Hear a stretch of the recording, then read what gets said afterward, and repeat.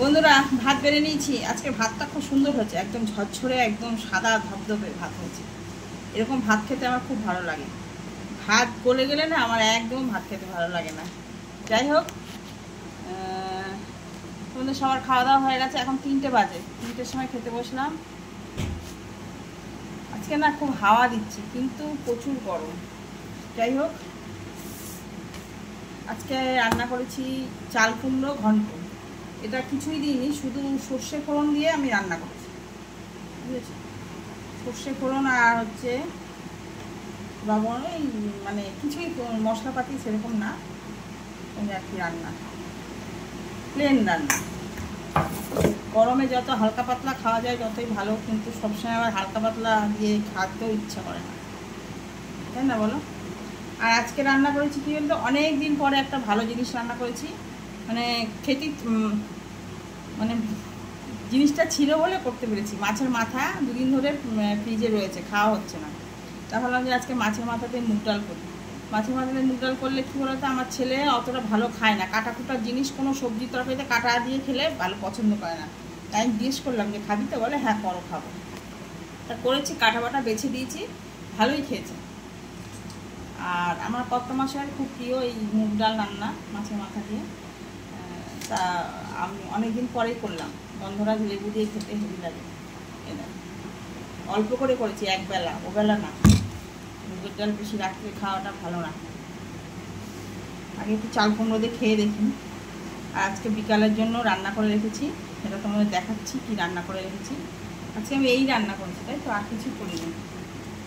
ও মাছ ভাজা ছিল, মাছ ভাজা ওদেরকে দিয়ে দিয়েছি, আমি আর মাছ ভাজা রাখিনি। চাল কুমড়ো ঘন্টটা বন্ধুরা খুব ভালো লাগলো খেতে, একদম প্লেন করে বানিয়েছি।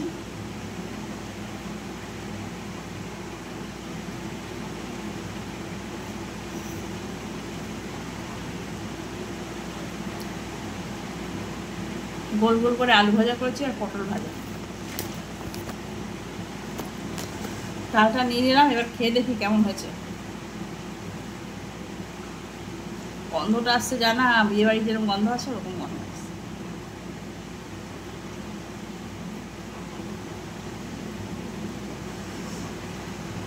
গরম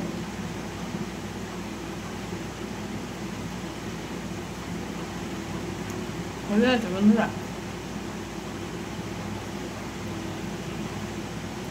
ডাল দিয়ে ভাত খাওয়া হয়ে যাবে। বিকালের জন্য কি করেছি তোমাদের দেখাই।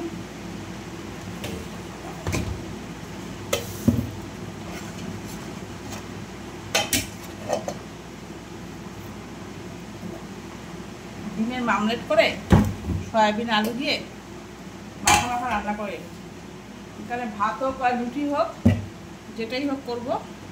বিকালে আর রান্নার ঝামেলা নেই আজকে। ঝামেলা নেই, আমার ঝামেলা আছে, রুটি করতে হবে তো, ভাত করতে হবে, যাই হোক করতে হবে। অন্যদিন রুটি তরকারি ভাত সব করতে হয়, জানো। এই গরমে কষ্ট হয়ে যাক। চলো বন্ধুরা, তাহলে আমি আস্তে আস্তে খাই, তোমরা খাওয়া দাওয়া করে না। মাছের কাটা তো আস্তে আস্তে খেতে হবে, তাড়াহুড়া করলে হবে না। আর আমি একটু আস্তে আস্তেই খাই, আমি তাড়াহুড়া করে খেতে পারি না, ওই জন্য আমি সবার লাস্টে বসি। ধীরে ধীরে ধীরে ধীরে আমার সময় মতো আমি খাই, কোনো তাড়া নেই আমার, ওই জন্য আমি সবার লাস্টে খাই। চলো টাটা। ভিডিওটা ভালো লাগলে অবশ্যই লাইক করো, কমেন্ট করো। সবাই ভালো থেকো, সুস্থ থেকো, গরমে সাবধানে থেকো।